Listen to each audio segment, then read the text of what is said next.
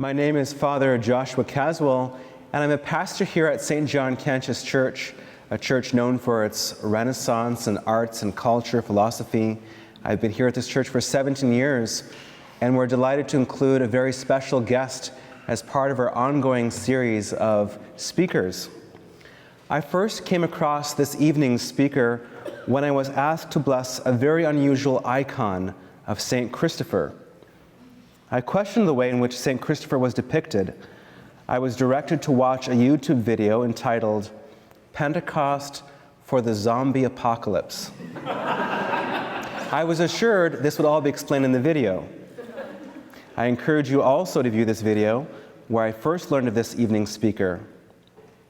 Jonathan Pageau graduated with distinction from the painting and drawing program at Concordia University in Montreal during the late 1990s. He was quickly disillusioned with contemporary art. He discovered icons in traditional Christian images along his own spiritual journey. Rekindling his love of art through study of traditional forms, Jonathan developed a passion for wood carving. Having studied Orthodox theology and iconology at the University of Sherbrooke, Quebec since 2003, Jonathan has been carving different types of liturgical objects. His carvings have been commissioned by churches, bishops, priests, and lay people in the United States, Canada, Europe, and Asia. He has participated in several exhibitions of icons. Jonathan also produces online videos discussing Christian symbolism in all its forms. At St. John Cantius Church here in Chicago, we are proud to offer the very best in philosophy, catechetics, culture, and art. This evening's speaker, Jonathan Pageau, is no exemption from our high standard.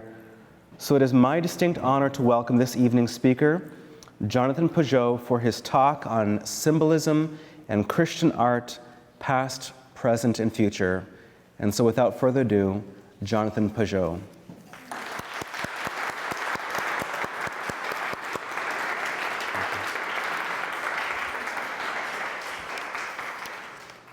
So I am very happy to be here. I spent a little time in Chicago when I was 13, 14. My father studied at Wheaton College at the graduate program. And so I have very fond memories of Chicago. I used to come back when I was a teenager. I'd come back every year to see my friends. And so I haven't been here since I was 19. But I'm really looking forward to seeing the city a little bit tomorrow and to have those memories come back. So tomorrow, it seems the parish here is celebrating Christ the King. This is one of the icons that I carved of Christ as a French king, medieval French king. And what I want to do is, I want to talk to you about this moment in culture that we have. We're going through a very strange transition, you could only call it. And the signs of it can feel a kind of breaking apart. We can see glimmers of something coming up again. We're not sure how it's going to happen, but everything feels topsy-turvy. And so when the world is upside down, we have to pay attention to the fools and the clowns, and the rebels, because they're usually the ones who turn the world upside down. But when it's already upside down, they have a problem, because how can you be a rebel in a world that is just glorifying rebellion? How can you be a clown in a world that is spinning and juggling all the time? And so tomorrow we're celebrating Christ the King. And I can't, it's hard for me to be in Chicago and not talk about Kanye West. I have to talk about Kanye West. I don't see. So he just put out his album, which is Jesus is King. It came out yesterday. And I listened to it yesterday. I sat in my hotel room. I was in Toronto, and I listened to the album. And I've been paying attention to Kanye West actually for about 10 years. And because of what I told you, because I had the sense that there are a few fools that we need to pay attention to. We need to watch, because they will give us, even despite themselves, you could say, they can give us a sign of what's happening and how things are going to change. So Kanye West, for the past few months, well, first of all, he became a bit crazy. He went to the hospital. He was in an asylum for a little while, and then he came out, and who knows what was going on, but he started doing these weird things. They called them Sunday services. And so usually we identify the rock star as this. So everybody is in a room, and the rock star is performing, and now you are looking. You're a passive participant. It's entertainment, right? And so Kanye West, he started doing this. So you can see in the middle, he's performing a song, but he has all his people in a circle, and they're all kind of facing towards the middle of this hill. And on the hill, that's where they're singing. And the crowd is like super far away, almost as if the crowd isn't important. So what is going on? In Kanye's album, I tried to get a glimpse of it really fast. I just listened to it yesterday. He has this weird sentence where he says, "All the demons let him know this is a mission, not a show." And this is the moment in culture where we're at. We are saturated with entertainment. We have so much entertainment. It's insane. You know, when we were young, we had a few channels on television, but now there's Netflix, all these streaming, all these movies, all these video games. It's like it's a deluge. We're drowning in bread and circus. But you know, man does not live by bread and circus alone. And so there's this desire, and you see it in culture, this desire to create what used to be culture, which is participative culture. Because entertainment is not participative. You sit at home in front of a screen, you watch a show, you sit on the bus with your earbuds and you listen to music, you go see a play, you go see the opera. All these things are entertainment. You sit, and it can be very profound entertainment. It can be very intelligent. It can tell you everything about the human soul and about the human condition. But what it lacks is participation. And so people are trying to compensate for it. People are hungry to participate. So we have all these strange phenomena like fan fiction, and we have cosplay, where people will dress up as their favorite fictional characters, will get together and will reenact these different things. People dress up and have Harry Potter meetings where they dress up as as the characters in Harry Potter, and they get together. And it's silly, and it's embarrassing because they're grown-ups, but it's pointing to something. It's pointing to a real need, a real need that humans have, and it's the desire to participate. And that's what we're seeing with Kanye West. That little sentence when he says, "This is a mission, not a show." So he put out this gospel album, and I would say it's worth listening to because it really is a gospel album in every single way. There's no swearing. There's nothing profane. It's a gospel record. And he realized one thing. He realized that worship is the highest form of participation in culture. It is the highest form. And he's doing it. It's weird. It's all wacky, and he's crazy, and he's still Kanye West, and whatever. That's not the point. The point is to understand this strange shift that you see, that he glimpsed some truth, which is that art that heals, that really creates community, that really brings people into communion, is participative. We used to have that. We used to have folk dancing. We used to have parades and processions. And I know that here, I was told that you still do that.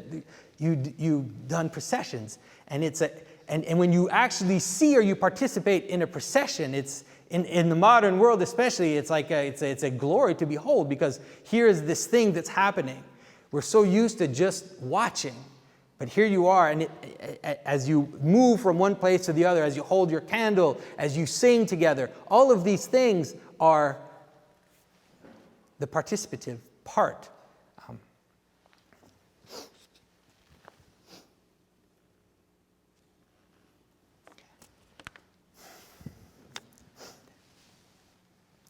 So that is one problem. It's the problem of participation. The other problem we have is ugliness.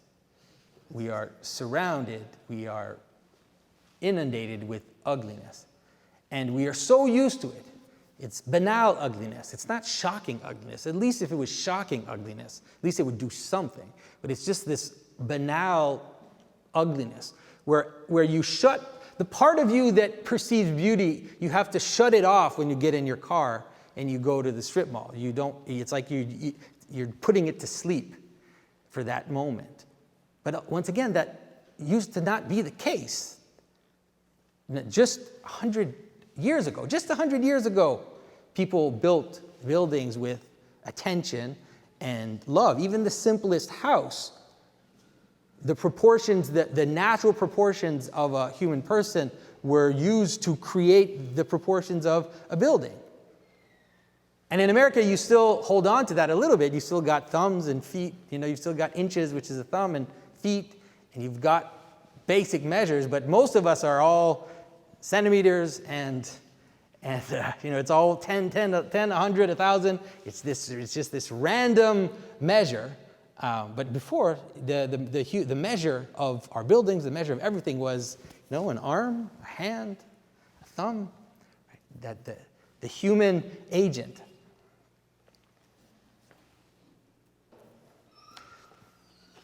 And so you might ask, what does this have to do with symbolism? The name of my talk was Symbolism in Christian Art. And what I want to get people to understand, I think this is probably one of the most important things that I'm trying to communicate to people, is that the symbolism in Christian art starts before you analyze the painting. It starts before you analyze the architecture. Because symbolism, just the word symbolism, means things that are thrown together, things that come together. And the word art actually has a similar meaning. The word art means well fitted together. So things that are well fitted. And we're used to interpreting art. We look at paintings and we interpret the meaning, but we forget the main part, which is that the most important aspect of the symbolism of the art is the purpose that the object was made for. That's the most important part. It's before looking at the painting. What justifies its existence in space? Like, why is it there? Who cares for this thing to exist? And that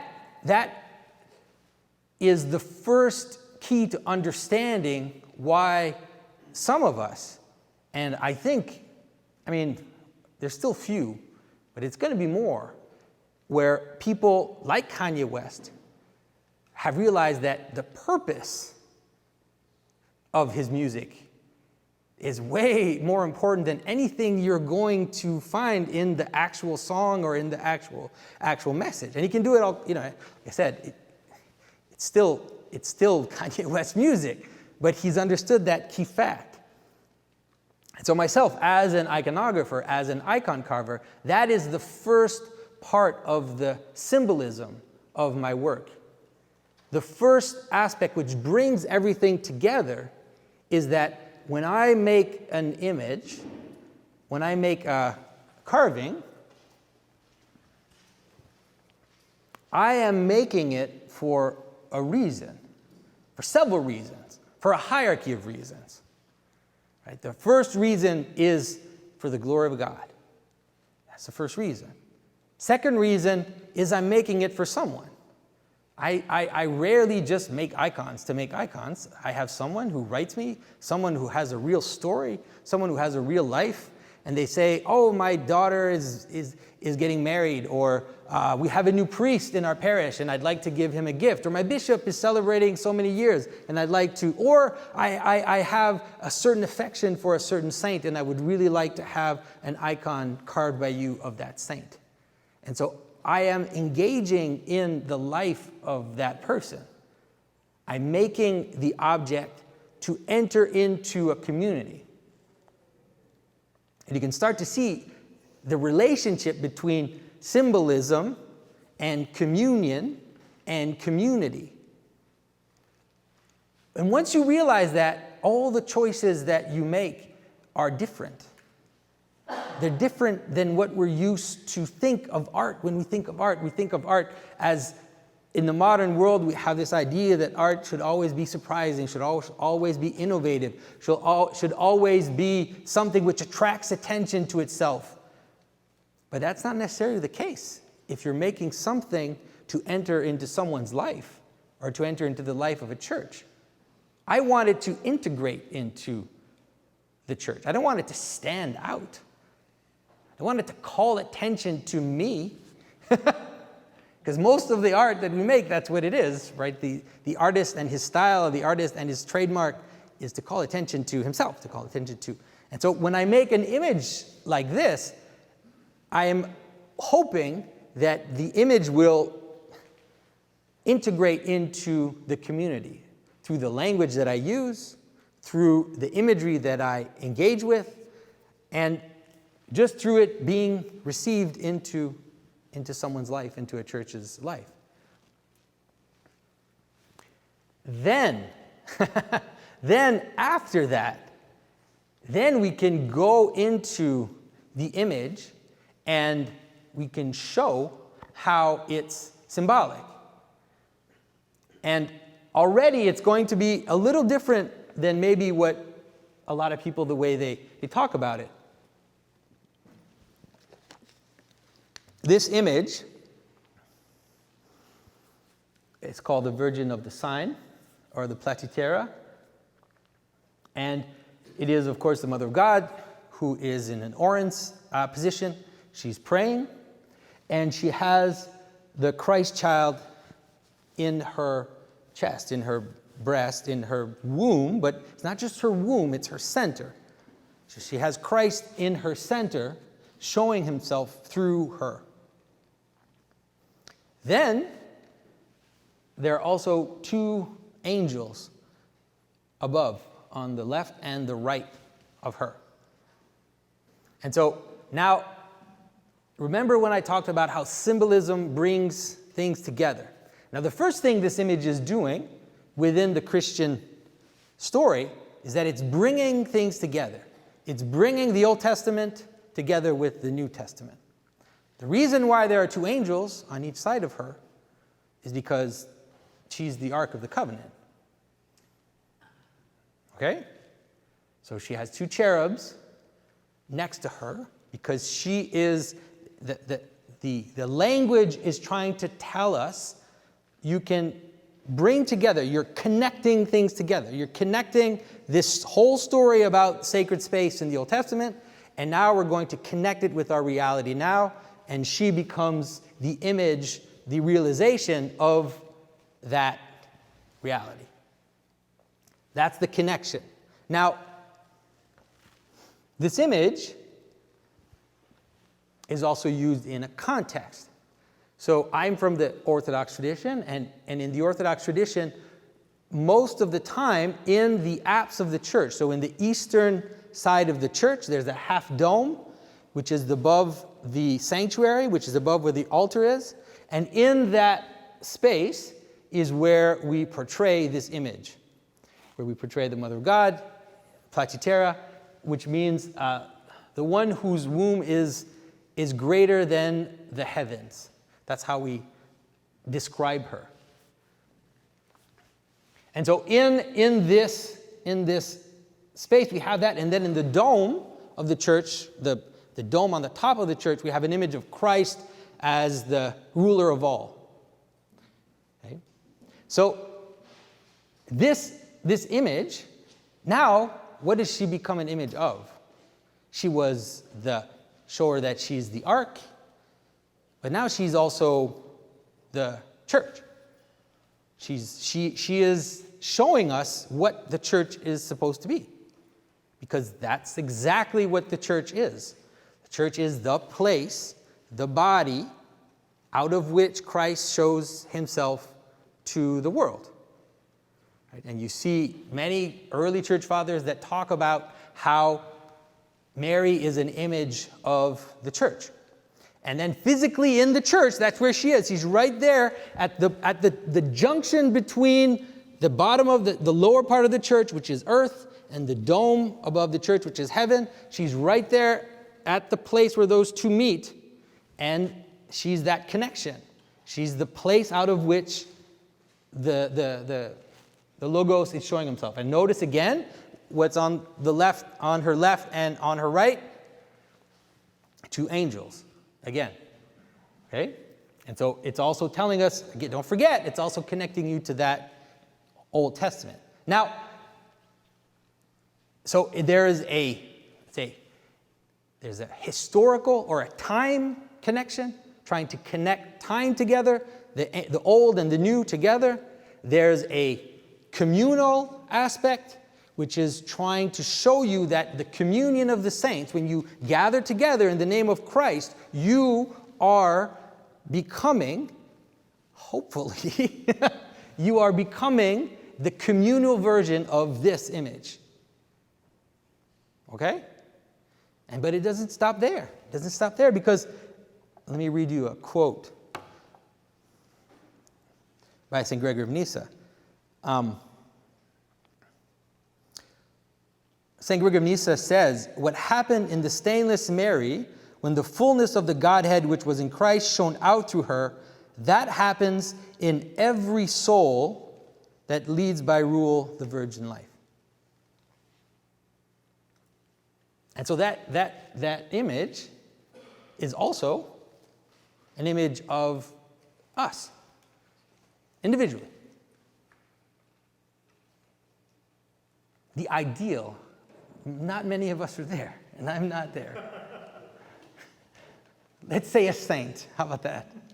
That is, all saints, this image is an image of what we are all aspiring to, which is that in our soul, the divine Logos will shine in our soul, will manifest himself to those around us. We will be a vehicle for his manifestation.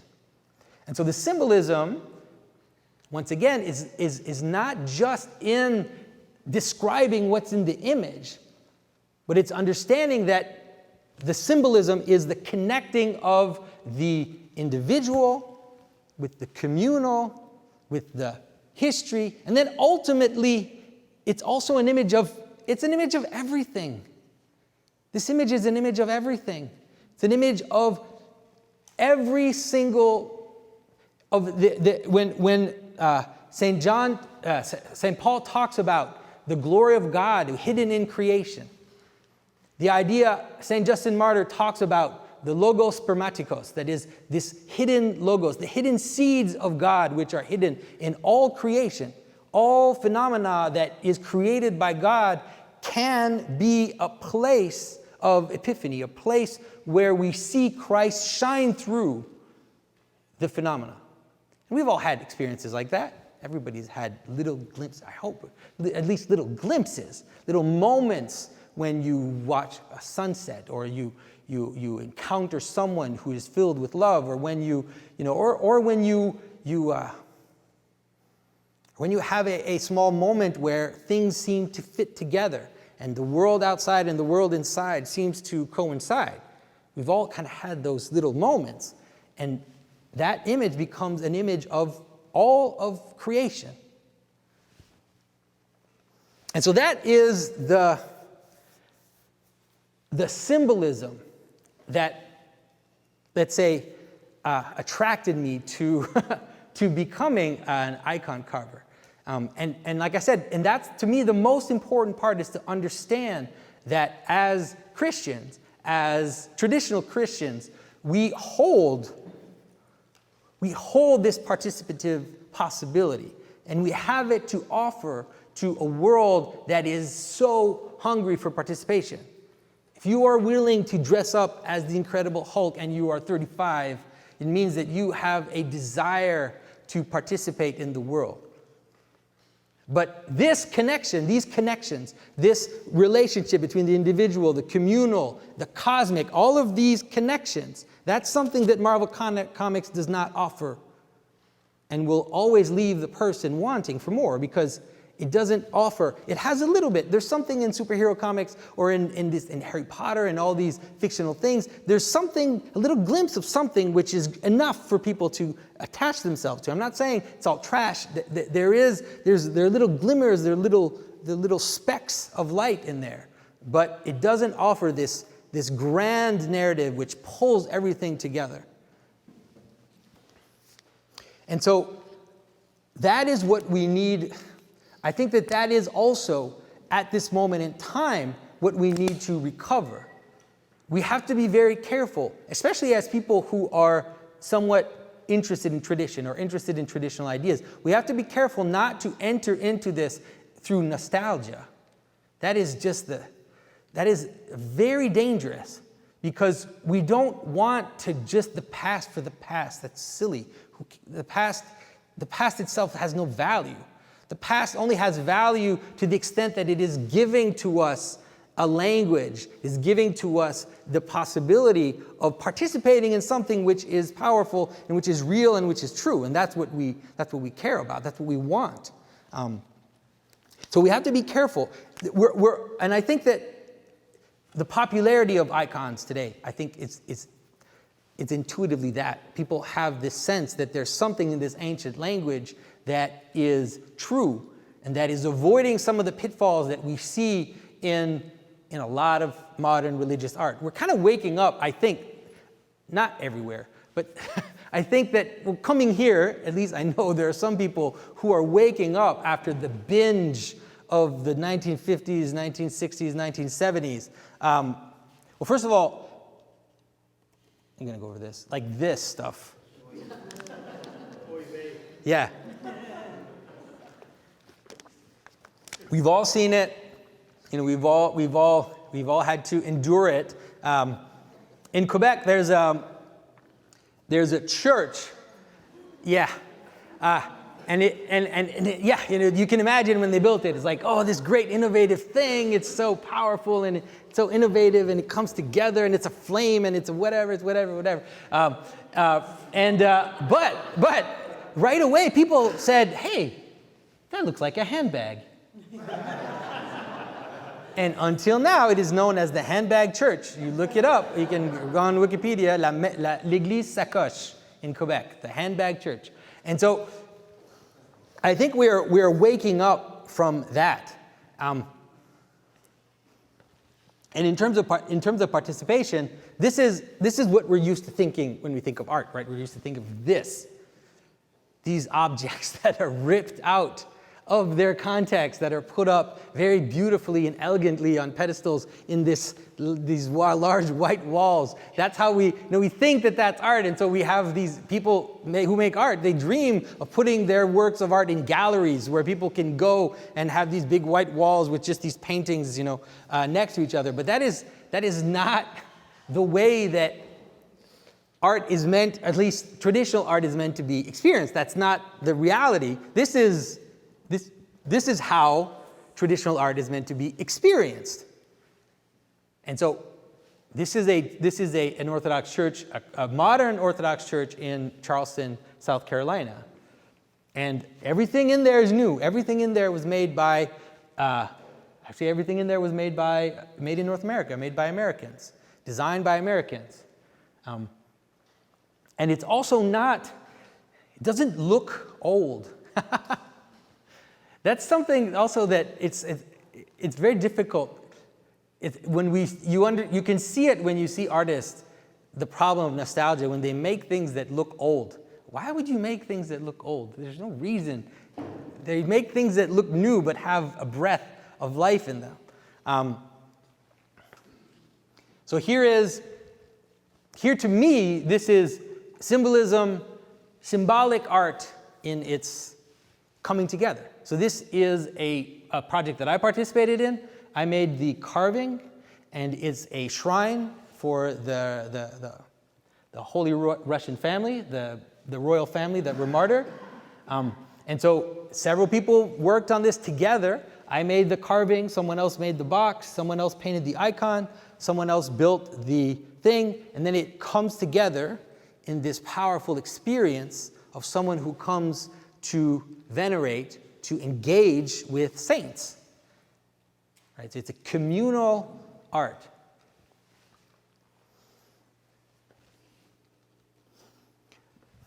So there is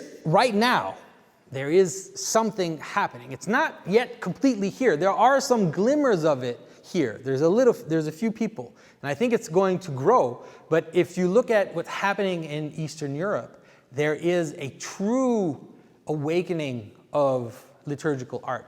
There is a whole army of liturgical artists that are rediscovering the ancient forms from within. They are relearning the ancient languages, the language of iconography, the language of architecture, all these languages, and are building these amazing monuments as a testimony of this rediscovery. So I just want to tell you, some of you might have heard this story before. I want to tell you the story of this church, this miracle of a church.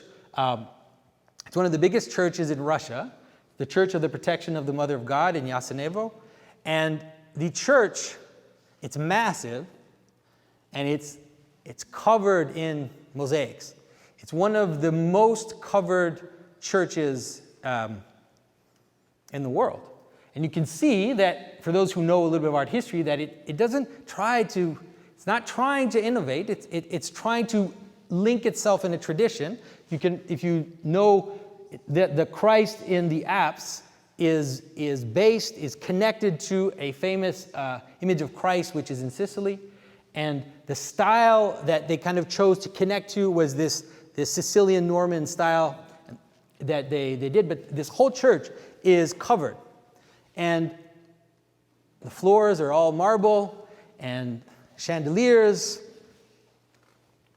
Get a bit of a sense of the domes and the chandeliers. Now, there is no major donor for this church. 80,000 people donated to build this church. And they didn't have enough money to build it. And so the entire church was made by volunteers. All the mosaics were made by volunteers. All the stonework was done by volunteers. They would have one master craftsperson in the church, and people would just show up in the morning, and they'd say, "I'm here to work." And they made this entire church by volunteer work. The gold that is in the tesserae, in the little glass mosaic pieces, people would send their earrings through the mail and their rings, and they melted it down, and they made these tesserae out of gold that was sent by people through the mail. Right? So every time I think of this, I have great joy, because it's like, it's not lost. We're not lost, it's possible. And if you think that Russia was a Soviet state, just not long ago, that it was the most atheist place in the world, then you think that miracles are not impossible and surprises are not impossible. We need to feed the little flames that are there right here in North America, so that we can one day have a miracle like this. But it's happening everywhere in Eastern Europe. This is the new cathedral of Montenegro. And I like to show this building because the architect, you have this kind of basic symbolic structure of very rough stones at the bottom of the church, which become more and more refined as you get higher up on the church, and more ornamented also as you get higher on the church. And around the outside of the church, they have icon carvings. That's why I also like to show this church. There are plenty. You might have seen the Cathedral of Bucharest. I would like you to notice the size of the buildings next to it. You want to get a sense, and this is being built right now. You can see there's still cranes up there. It's happening right now. There are renewals of art in Georgia. You can see some metalwork, some carving, marble carving, mosaics. Here is a dome. You can see the size because there's a man standing up against the dome, but this is a dome of a church in Georgia. I mean, that face of Christ, I mean, it is so powerful. There's something about it which is so authentic. This particular image itself doesn't look like the other one in the Asenevo. I mean, this was made by professionals. Doesn't look like a copy of something. It really has an authenticity to it. And also the courage to make him a little severe. I kind of appreciate that because we have our saccharine Jesus in the West. Here's a few more images of some iconographers, Georgian iconographers, Russian iconographers. Father Zenon here these two images are by a Russian monk, Father Zenon, and he's a virtuoso. He's an amazing draft person. He really understands, and he has been working back through the history of Christianity, going through every single period and trying to master the visual elements of each period. And so he went all the way back to the catacombs, just kept kind of going back. And I think this is the feeling that I get. I'm not sure, but I get the feeling like he's then going to try to create some kind of a synthesis of the imagery. Some iconographers from Romania.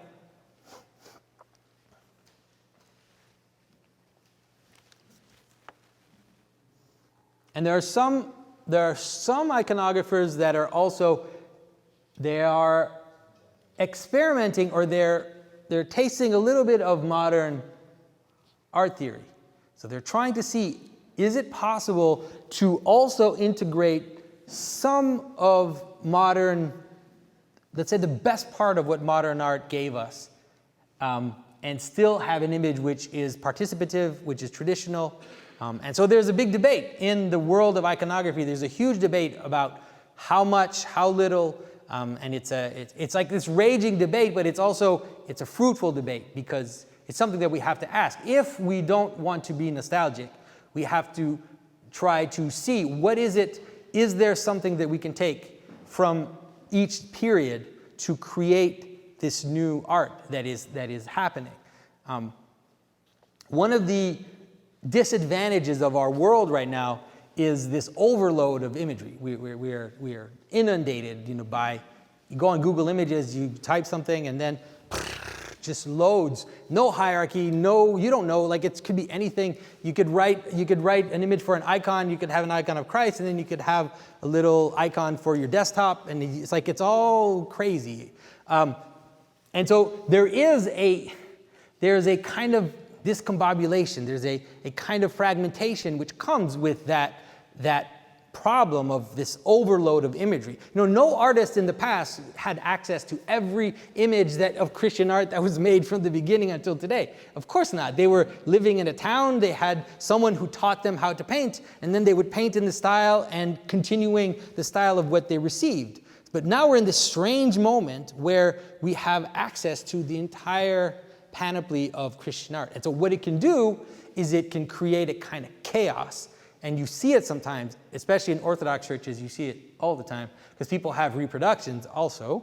And so they'll just find the icon they like of something online, they'll print it out and they'll put it on the wall, and then they'll find another icon of something else they like and they'll print it up and put it on the wall. And so you walk in and it's like this hodgepodge of images from the 18th century, from the 14th century, from the 16th century, and it's a picture, so you can see the damage on the icon, which is printed on the paper, put up. So there's something extremely perverse and disturbing about that. But hopefully, this possibility that we have of accessing the entire history gives us the capacity to see patterns in a way that our ancestors didn't. That we can look at the images and we can see the patterns which have persisted through the story.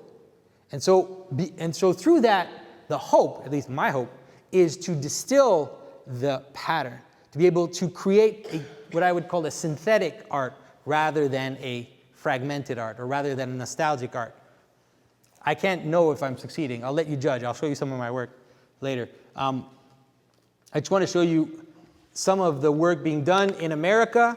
This is a colleague of mine, Andrew Gould, who's an architect, and he designs all kinds of churches, but he designs Orthodox churches and tries to make them fit within the tradition of the place where it is. So here's a church in New Mexico, which would be made out of adobe.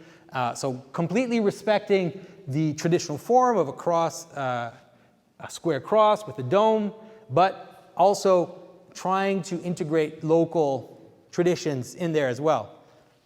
Here's a church that was built just last year ago in South Carolina. This is his church in Charleston.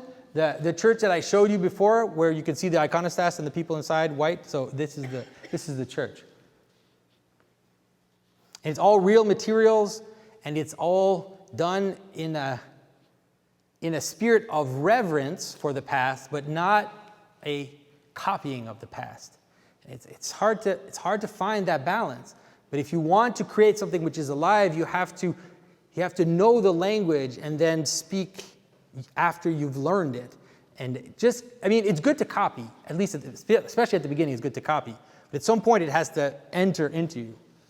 Just a few interiors. Kind of New England white church.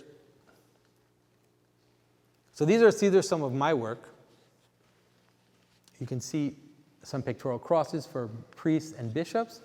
So you can kind of see that I'm also sometimes I go into kind of exploratory mode, where I'm trying to, if you look at the image on the left, on my left, it has a more Byzantine, kind of classical style, and then the image on the right is almost kind of like a Spanish, kind of very hieratic Spanish image, same as the one in the middle. And so Andrew Gould and I, one of the things we are doing is we work together in creating liturgical objects. So here is a gospel that I carved and he designed and had put together.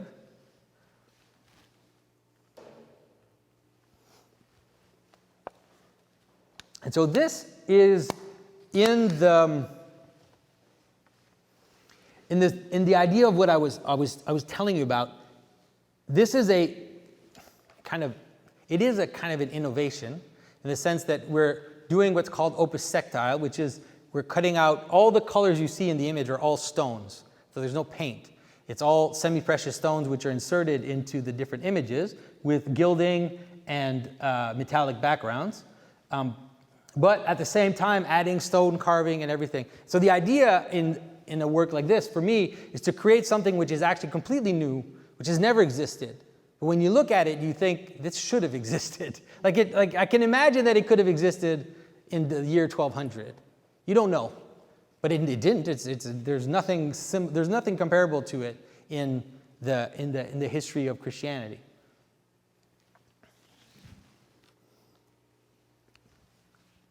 So same here with altar crosses.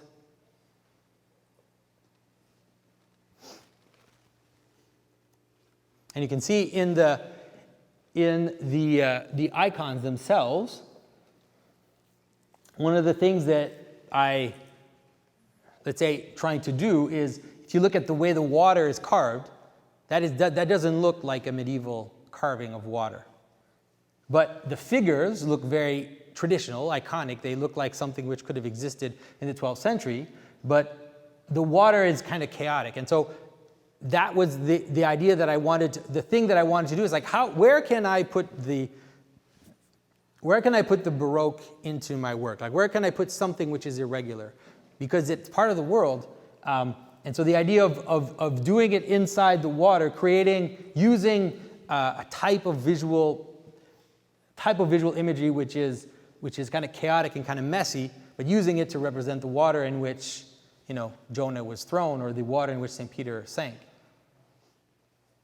So there are many other artists in North America that are coming out of contemporary art. And that's the thing, too, that is, when I told you about Kanye West and this kind of reaching the end, you kind of reach the bottom at some point. And that's why you have to watch The Fools, because The Fools, they reach the bottom. And then the only place to go is up. And a lot of the people who are making icons or traditional art in North America are people who came out of contemporary art and just reached the wall of contemporary art and this impossibility of doing something authentic. The contemporary art is cynical and is cynical upon cynical. It's a comment upon a comment upon a comment, and it references and references, and it's just like a. But you can't make an authentic statement in contemporary art. It is, people would hate it. And so, what do you do if you want to make an authentic, something that's direct, that's not removed, twice removed, 3 times removed? Well, the only solution that is viable, the only last participative thing left in the West is still the church. That's the last thing. And so I just wanted to show you some images of an iconographer that I love very much. His name is Father Silouan Justiniano. He's just really great. And he's using, if you look at the image, especially the image on the left, you'll see that he is using some contemporary art theory, push and pull, using different colors in a way that create a kind of tension on the surface. So he studied modern abstract painting, and he's bringing very subtly, in a way that's not supposed to attract attention to itself. Remember that? Not attract attention to yourself, but using what you can in order to render the purpose of the image, to support the purpose of the image. Now, so I talked about participative art, and I was very difficult on the entertainment part, or the, let's say, passive part. But I don't think that there's anything wrong with that. Like, I don't think there's anything wrong with reading a novel or going to a play or watching TV. There's nothing wrong with that. The problem is mostly the anchor. What is the anchor? Where does it start? Right? Where does it connect to? So in the Middle Ages, they had theater groups that would come around the cities, and they would perform plays, and they would perform all these different things. And a lot of the plays, interestingly enough, were kind of these comments on Scripture. They were passion plays, and they would represent elements of Scripture. They would even do it sometimes as comedies, as all these different types of representations. And I think that's something that we've spent so long now, for the last 100 years, more than that, since the 17th century, people have been telling us that the stories in the Bible, that the Christian stories are stupid, that they're not the real stories, that the real stories are, the Iliad and the ancient Greeks and the ancient Romans. They had the real stories. Then we have this big pause of Christian stories, and now we're going to go back to the great stuff. But it's completely false. It's a complete lie. And we have to be willing and able to jump back into our stories, to jump back into our imagery. The type of connection that I showed you in this image of the Mother of God, which connects all the levels of reality together, that's something that you can't get anymore from the Iliad. Maybe the Greeks had it. Maybe the Greeks could get it from that, but we can't get it because we don't believe in Zeus and all those. We just don't. Nobody worships. I mean, maybe some people worship Zeus. Again, everything's possible now. But I mean, if there are people that worship Zeus today, they are idiosyncratic. That is for sure. So there has to be a way to connect. And so one of the things that I'm going to in a way say something I never said before. I'm realizing one of the secrets, like one of my secrets, is that from the beginning, even when I started studying Christian art, and when I started jumping into the Bible stories, jumping into medieval legend, reading the romances of Alexander, and going back into all those stories which formed our culture, I wanted to connect the participative, the highest participative, but I said it has to come all the way down. It has to come all the way down even into the entertainment mode. And so I'm going to try. I'm in the process right now, and I'm working with an artist to create a comic book, which is going to be just completely inside the story that the Bible, not just the Bible, but all of the Bible and the early medieval tradition gave us. And so it's going to be, basically I took everything that's weird in the Bible and in our traditions, and I just jammed it into one story. So there are dog-headed men, there are dragons and giants, there's St. George. Do you know who's in that first image? Do people could know enough about strange art, church history to know who that could be? Yeah, there you go. Yeah, Saint Simeon. So Saint Simeon is in there. So I'm showing you images that I've never shown anybody. So this is a premiere. So here is the fall in 4 panels on the left, my right, sorry. And so you can see the fall. This one hasn't been inked yet. So we'll see. So I showed you the beginning, the fall, and so here's the end of the world in 2 pages. And so because I think that the story of Christ, that the story of that we have, that so many of us have thrown out is the best story. We have the best story. The stories in the Bible, they're the best story. I'm sorry that I wish I had all the time to convince you that they're the best stories. Watch my videos on YouTube. You can get the sense why I think they're the best stories. They really are. And plunging into them, not being ashamed. So many Christian artists today, they all want to be subtle. It's all about being subtle. It's all about, it's like, what do they call it? Pre-evangelization, or they have weird words that they use to talk about how they're not really talking about God or talking about Jesus, but they're kind of talking around it all the time. It's like, whatever, that's fine. But I think that the story is awesome. Like I think that the story and all the crazy legends that accrued around them, instead of throwing them out, like let's dive into them and get just a simple fact that people don't. Did you guys know that King Arthur is a Trojan? Did you know that? I mean, of course you know that. What are you nodding for, right? Why do we know that? Do you know that one of the most famous stories in the Middle Ages was the romance of Alexander the Great? And that there's a passage in the romance of Alexander the Great where he comes to the temple in Jerusalem and he meets with the priests coming out of the temple and he declares that there's only one God. Did you ever hear that? Never heard that. It's an awesome story. We have an amazing story. So, anyways, that is what I wanted to encourage you. Those of you who are artists, I would say that it is worth your time and your effort to plunge into the language that has been given to us. It's almost been forgotten, but it's not quite forgotten. And there's time and there's the possibility of making it alive again. So, thank you for your time.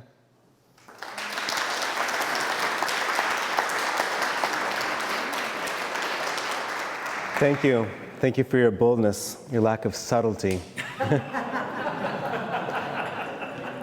We're going to entertain some questions now. Why is it that God thinks symbolically? And second question is, what's the best way to educate children to think like God? Wow, to think like God, my goodness, that's really hard, you putting that on me. The world, this is going to be tough to explain. I'm trying to be succinct. The world manifests itself symbolically. That is,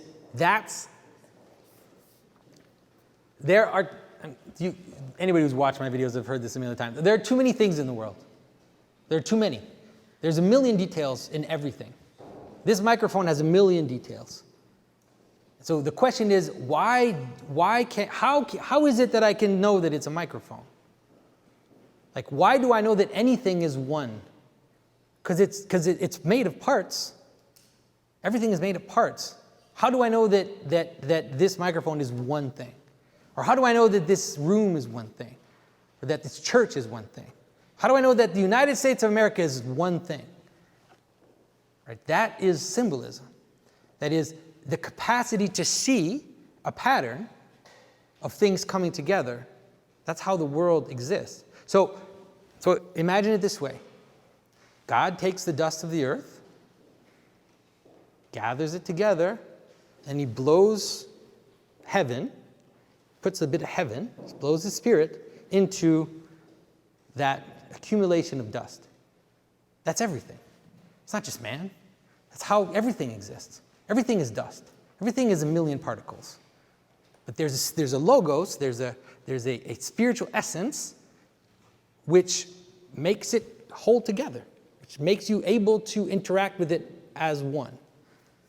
And so that is, I dare say, that is literally how the world exists.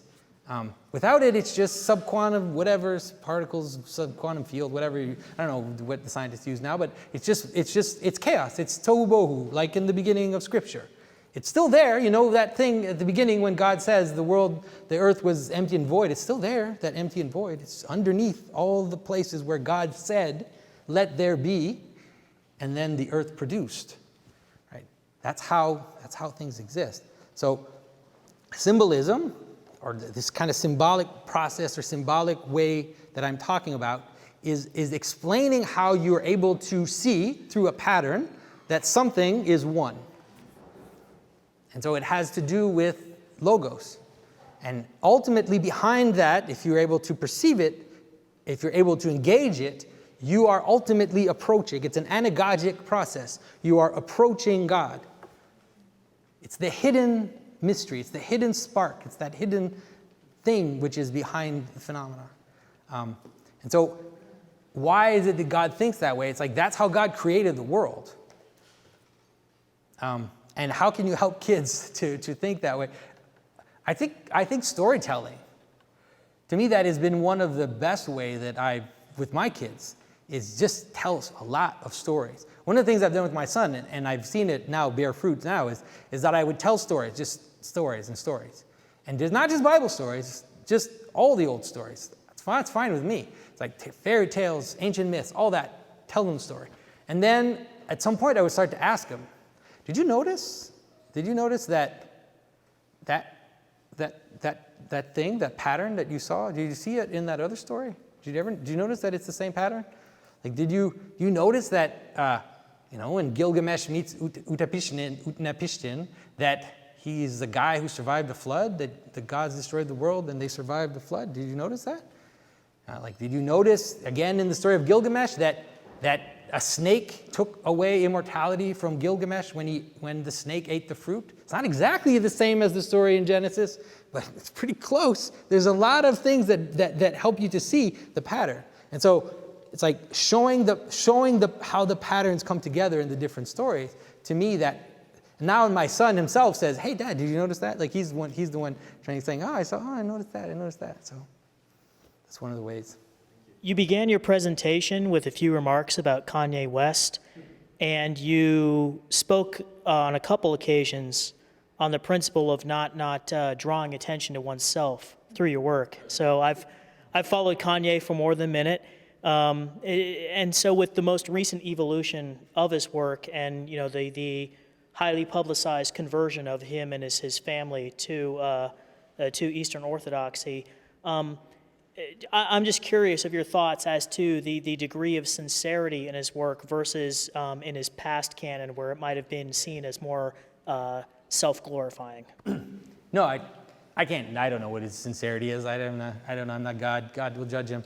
I can just see what's happening, and I can just see the story. And I think, and I've said this before, I think that there's something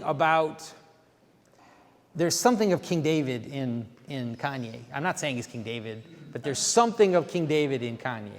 King David was, he married other people's wives. Every one of David's wife was someone else's wife. Yeah. Read the story. The story of David is crazy. Read the story. He pretends to be insane.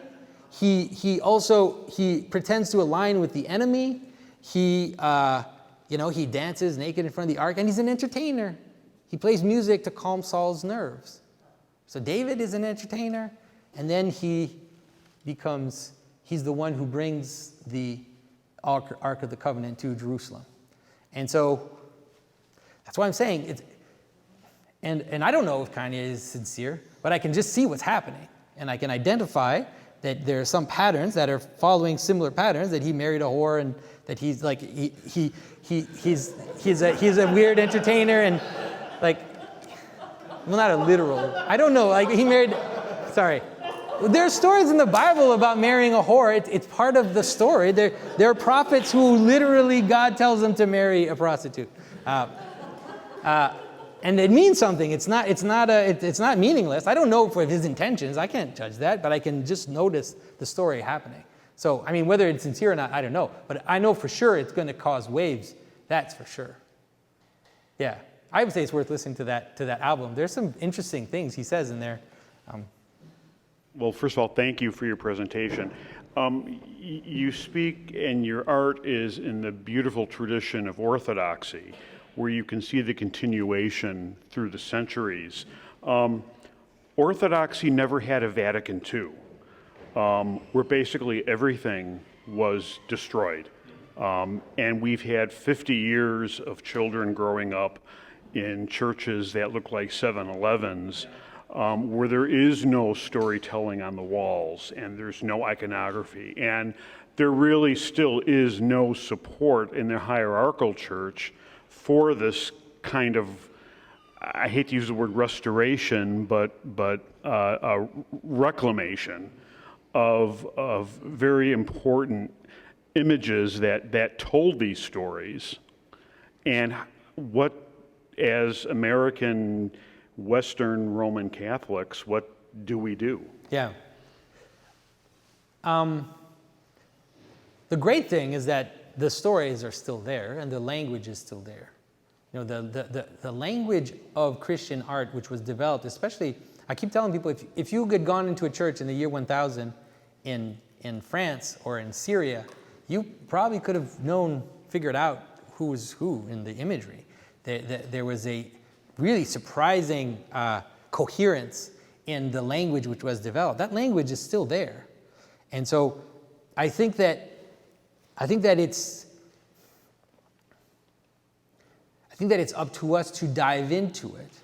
And what will come of it, I don't know. Like if you said the hierarchy is resisting you, I can understand that. But if we know it and we learn it and we understand it and we participate in it, there will be fruits. And those fruits might not look exactly the way we want. We might not have the glorious churches, exactly the glorious churches that were there, you know, in the Renaissance, but there will be something. And I think it's our responsibility to do it, because who else is going to do it, right? And for those who love tradition and who, like you said, there's a way to do it which is also not oppositional, I believe, even in the context of Vatican II. I think there is a way to do it that isn't oppositional. But yeah, I don't know. I don't know about your hierarchy, so. Hey, Jonathan, I'm a fan of yours. I've followed you since the last couple of years since you came across with Jordan Peterson. So thank you for your work. Thank you for coming here.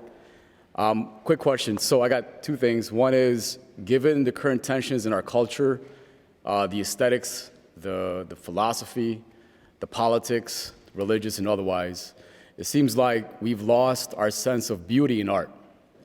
It's become very relativistic since, you know, Marcel Duchamp's Urinal, right, 100 years ago. And then to Derrida and Foucault in our minds.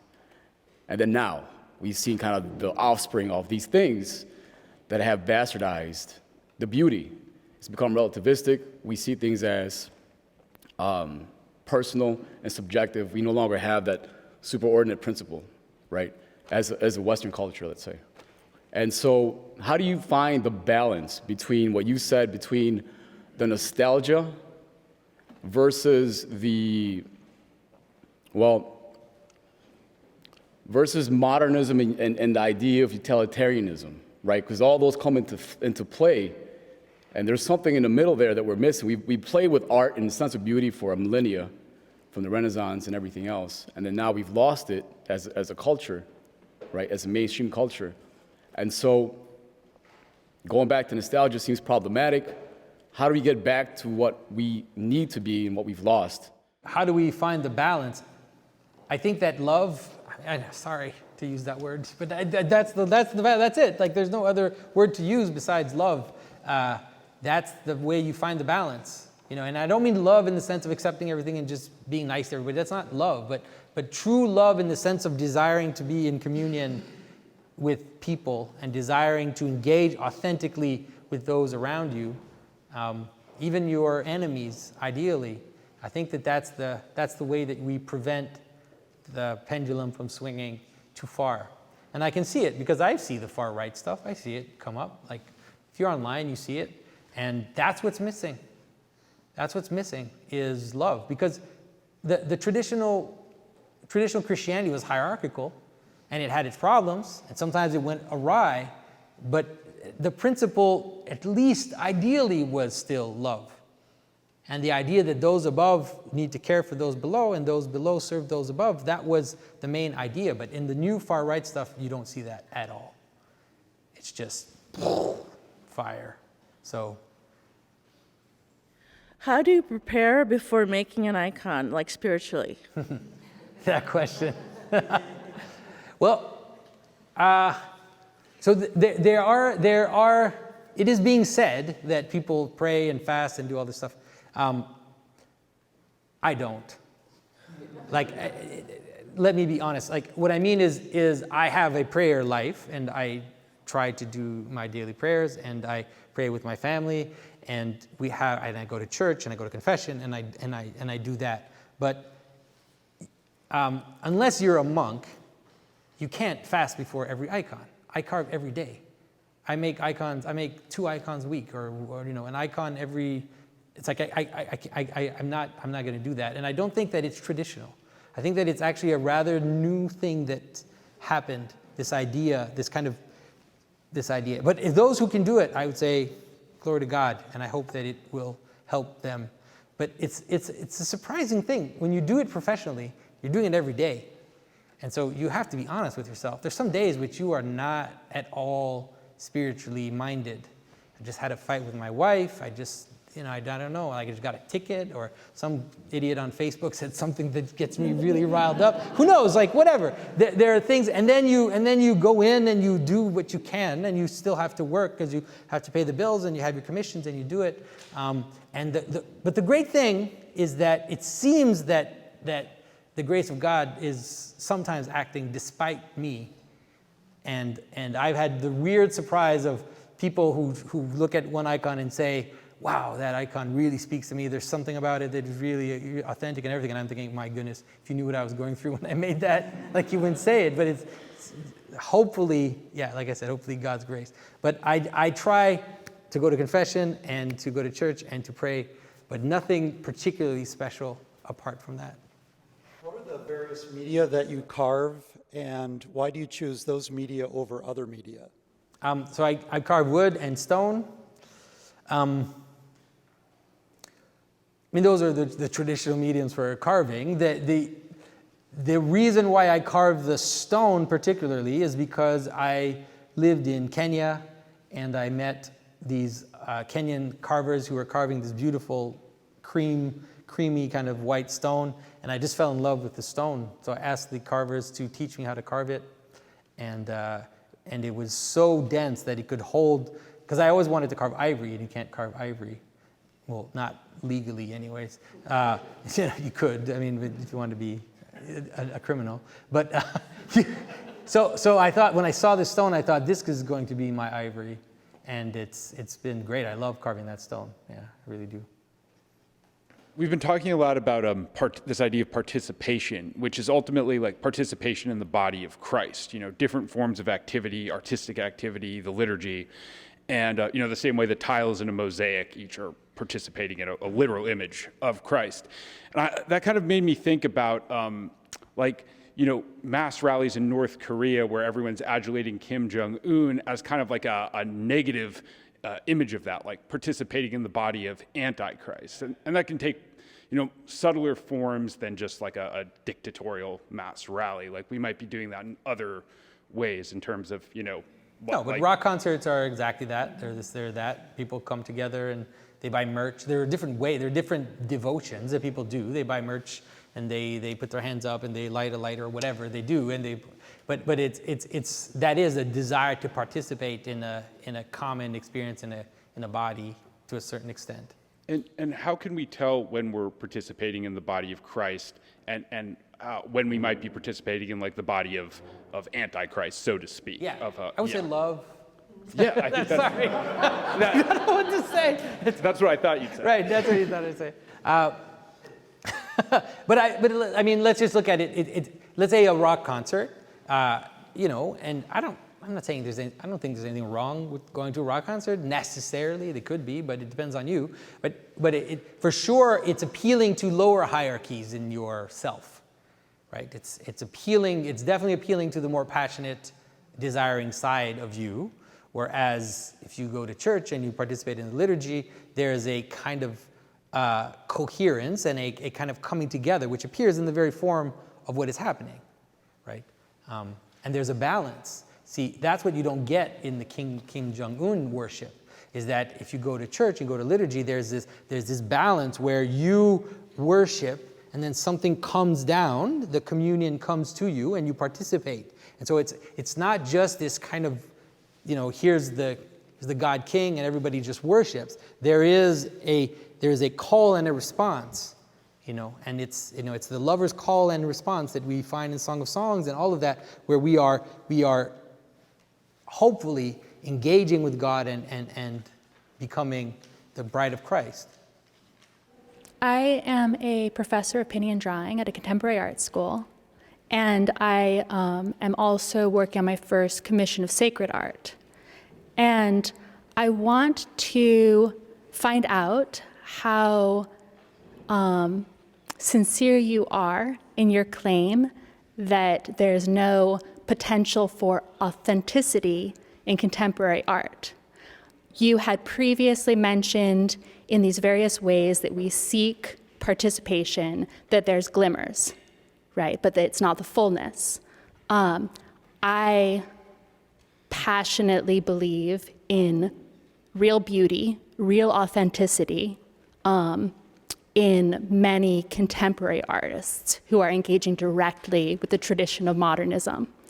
And I'd be happy to share those artists with anyone who wants to talk about that. Yeah. But I'm curious, like you really push that aside. I think you have to understand part of what I'm saying as rhetorical. There's an aspect of which is rhetorical. There are modern artists that I like, and that, to me, like I said, it's all about anchor. And so there are some modern artists that I appreciate. There are some modern artists that I think have developed something which has interest.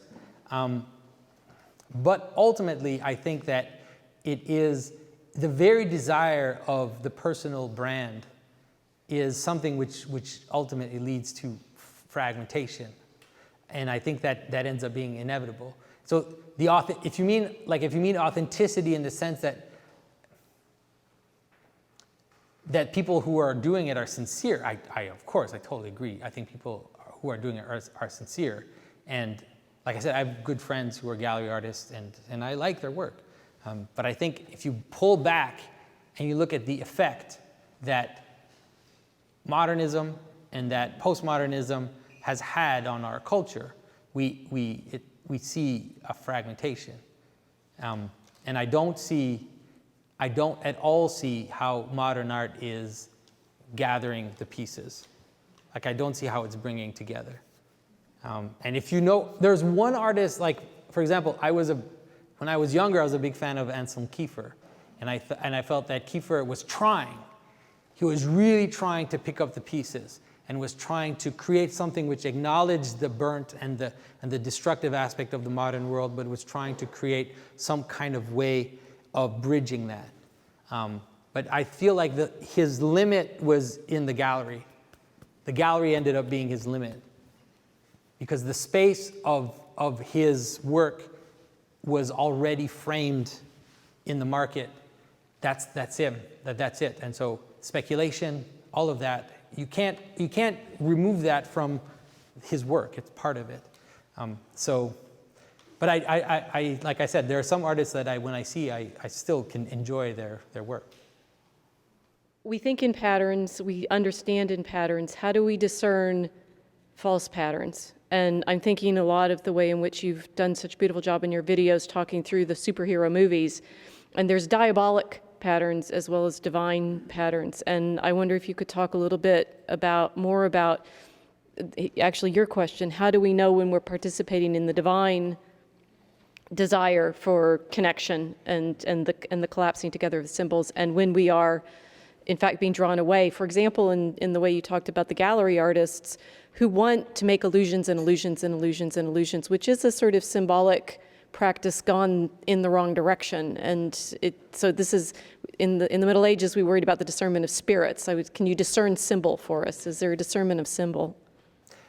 Yeah, I mean, I think that the way that I see it is, I see the world in a hierarchy, and a lot of people really can find that disturbing because they think of hierarchy just in one way, which they think that hierarchy just is the point, right? But I really think in hierarchies, that is, I think the base is also part of the hierarchy, and it's an important part. It has its function. So I think that all patterns, the problem of a pattern is always when it's not in its place. It's not the pattern. There are very few, you can't make up patterns. Not real patterns, not those that attract attention. The problem is always not putting them in the right place. And so, and that what it ends up looking like is pride usually. Right? It ends up looking like pride. It ends up looking like a pattern which wants to be the summation of everything, but is obviously not, doesn't lead beyond itself. And so you can see that. I mean, that's the sin of Adam, it's the sin, it's the ultimate sin. But it's like, that one of the reasons why, for example, I've been emphasizing monsters in my talks on YouTube is to say, that's also part of the pattern. There are monsters, and they have a place, and they have a role, actually, you know. And we have gargoyles, and we have carnivals, and we have Halloween, and we have all these festivals of inversions. And festivals of inversions are important. They're in the Bible, they have leads to the festival of Purim, which is a festival of inversion. So it's there. It's just that if the whole world is a festival of inversion, then you have a serious problem, right? You have a serious problem. So you need a little bit of upside down, but not everything upside down. So to me, that's always the issue.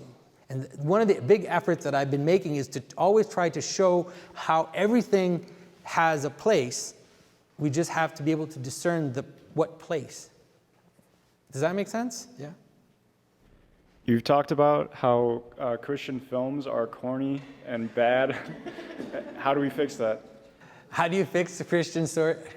The way you fix all Christian storytelling, all Christian art, and all is you need to understand the stories.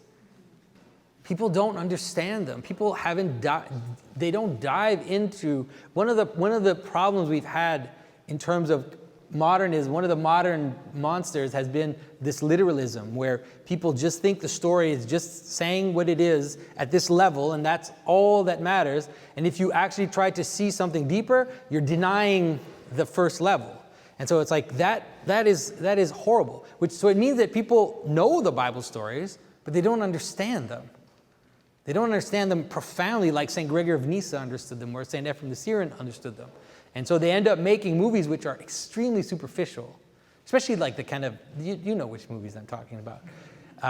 They're saccharine, and they're evangelistic in the grossest sense of that. And so the way to do it is to plunge in and to understand the traditions and to be able to insert them in a way which is powerfully understood. That's why everybody these days, I mean, I'm seeing, maybe it's just me, everybody's talking about Tolkien and how Tolkien he did it, he understood it. He wrote a book that isn't Christian at all. But it's probably more Christian than any of those horrible movies or superficially Christian novels that have been written, because he understood the deep patterns and was able to create stories which respected those patterns in a way that is extremely satisfying. So I think that's the way you do it, and we have to take it back, because the people who write the superhero movies understand the patterns better than the Christians. What's going on? They understand the resurrection story better than we do. That doesn't make sense. They put it in every story. The resurrection story is in every single movie that has more than $50 million budget. And so it's like, why is it that we don't understand it? Anyways, that's what we need to do. All right, thank you so much, everybody.